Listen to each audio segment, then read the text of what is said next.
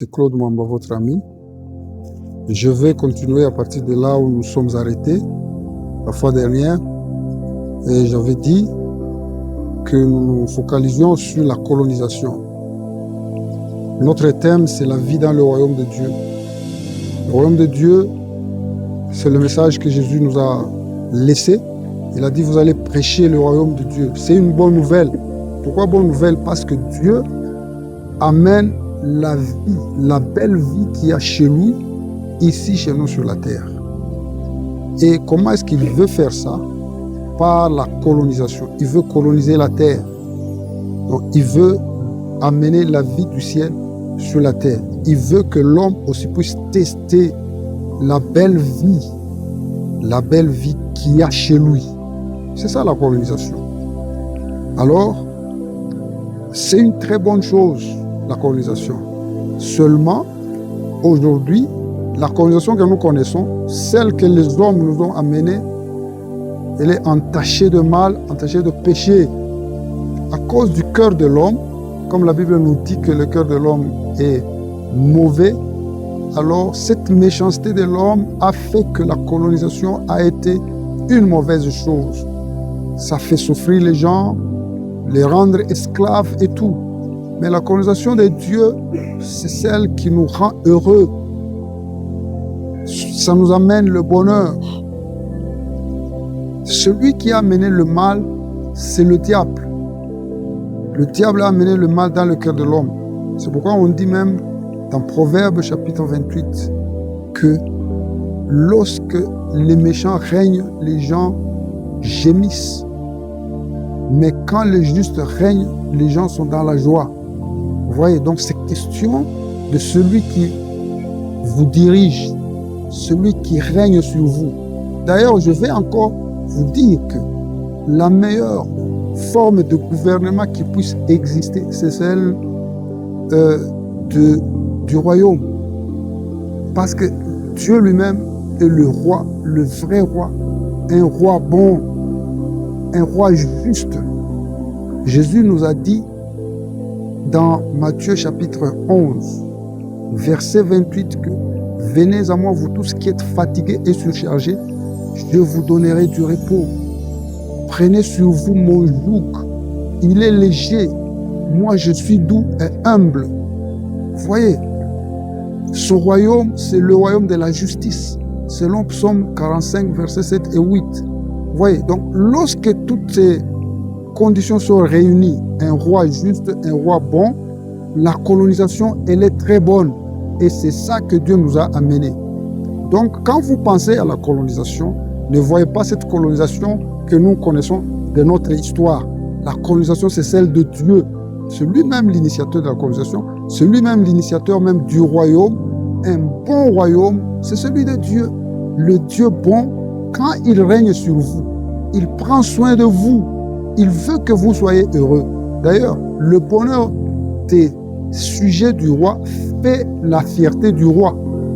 Notre roi, même dans tous les royaumes, le roi est fier quand ses sujets, les habitants de son royaume, sont heureux.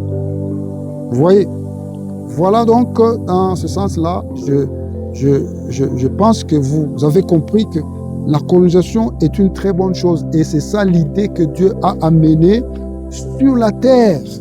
Son royaume, il l'a amené avec à l'esprit coloniser la terre. Que la terre soit dirigée comme les cieux sont dirigés. Que les hommes sur la terre soient heureux comme ceux qui sont dans les cieux sont heureux. Quand vous regardez dans les Écritures, Apocalypse chapitre 5 et Apocalypse chapitre 4 et 5, vous allez voir que les habitants des cieux, le lieu où Dieu vit, ils sont heureux, ils l'adorent tout le temps. Ils lui disent des bonnes choses. Ils sont heureux d'avoir Dieu comme leur roi. Aussi, c'était ça notre condition. Mais malheureusement, quand le péché est entré, tout a été gâché.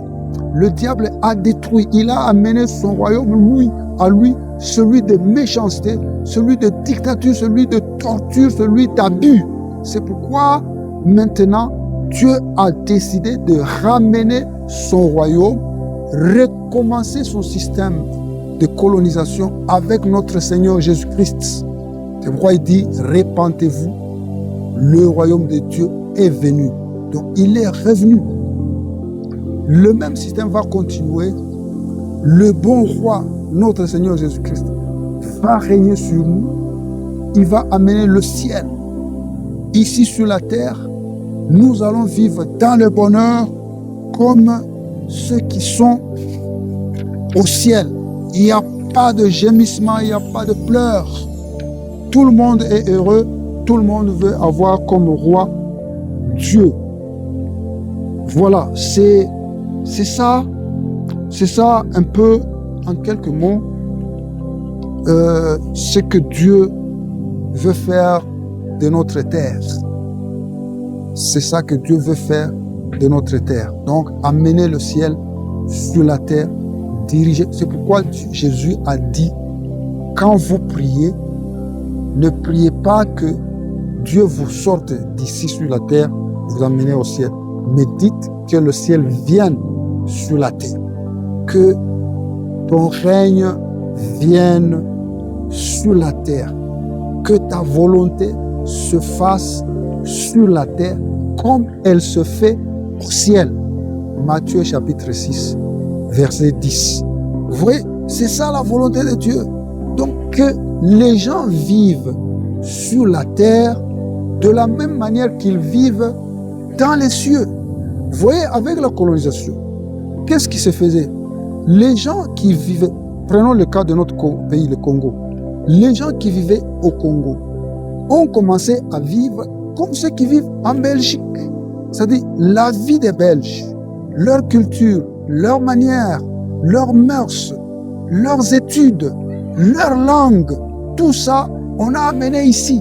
C'est pourquoi aujourd'hui nous parlons la langue que les Belges nous ont amenée. Vous voyez, aussi la colonisation de Dieu, c'est la même chose. La culture de Dieu, la manière d'aimer Dieu, d'adorer Dieu, même la langue. Le Saint-Esprit nous amène sa langue parce que nous sommes colonisés par le ciel. Nous commençons à parler la langue de Dieu. Nous commençons à avoir les pensées de Dieu. Vous voyez, c'est ça l'idée. C'est ça l'idée. C'est ça que nous devons nous mettre en tête. C'est ça la volonté de Dieu pour la terre. Pas souffrir. Ces histoires de souffrir, c'est venu avec le péché. C'est le péché qui a amené la souffrance. Lorsque le péché est balayé, si nous les chrétiens, les enfants de Dieu, les citoyens du royaume des cieux, comme on le dit dans les Écritures, que nous appartenons au ciel, d'ailleurs la Bible dit que nous sommes des ambassadeurs, 2 Corinthiens chapitre 5 verset 20, Ephésiens chapitre 3 verset 20, on nous dit que nous sommes des ambassadeurs. Les ambassadeurs, quand ils vivent dans le pays où on les a envoyés, ils disent qu'ils sont en mission. Aussi, nous sommes en mission sur la terre. Vous voyez, les ambassadeurs, quand ils sont dans le pays en mission, ils représentent leur pays. L'ambassadeur ne va jamais dire ses propres pensées. Il va dire les pensées de son gouvernement, les pensées de son roi. S'il dit autre chose que ce que le roi lui dit de dire, il devient un rebelle. On va l'enlever, on va même peut-être l'emprisonner. Donc, c'est ce que nous sommes censés être, nous, les enfants du royaume de Dieu. Nous sommes censés vivre la vie de cieux. Nous sommes censés dire ce que le ciel dit. Nous sommes censés manifester ce que le ciel manifeste. Donc, notre vie, c'est celle du ciel. Or, la vie du ciel, c'est une belle vie. Il n'y a pas de souffrance. C'est pourquoi Jésus dit, nous devons nous repentir pour que nous puissions entrer dans le royaume de Dieu. Nous devons changer notre manière de penser, notre manière de réfléchir. Qu'est-ce qui va nous changer? C'est la parole de Dieu. C'est la parole de Dieu qui nous fait changer. Et lorsque nous le recevons, ce Seigneur Jésus, il devient notre Seigneur, il devient notre Sauveur. Seigneur veut dire propriétaire. Donc, quand tu dis Jésus est mon Seigneur, tu dis Jésus est mon propriétaire. Je lui appartiens, je suis sa propriété. Parce que dans tous les royaumes, les